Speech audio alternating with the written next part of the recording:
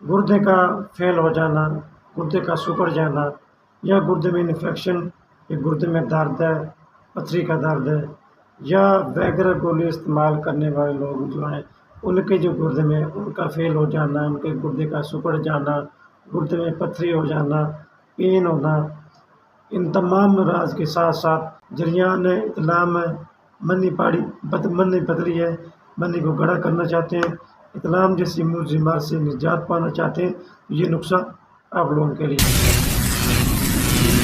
अस्सलाम वालेकुम वरहमतुल्लाहि वबरकातुहू। लोज नाज़रीन, गुर्दे का फेल हो जाना, गुर्दे का सिकुड़ जाना या गुर्दे में इन्फेक्शन या गुर्दे में दर्द है, पथरी का दर्द है या वगैरह गोली इस्तेमाल करने वाले लोग जो हैं उनके जो गुर्दे में उनका फेल हो जाना, उनके गुर्दे का सिकुड़ जाना, गुर्दे में पथरी हो जाना, पेन होना, इन तमाम अमराज के साथ साथ जरियान है, इतलाम है, मनी पतली है, मनी को गड़ा करना चाहते हैं, इतलाम जैसी बीमारी से निजात पाना चाहते हैं, तो ये नुस्खा आप लोगों के लिए। नुस्खा शेयर करने से पहले आप लोग से रिक्वेस्ट है मेरे चैनल को सब्सक्राइब करें, लाइक करें, प्यार से कमेंट सब लाजमी करें। नुस्खा क्या नोट कर लें।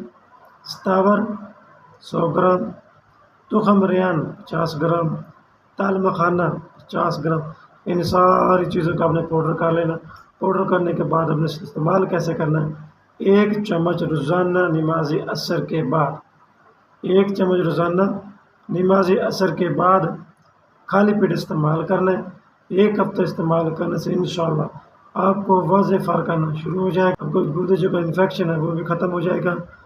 गुर्दे का दर्द है, एक ही खुराक से गुर्दे का दर्द का ख़त्म हो जाएगा।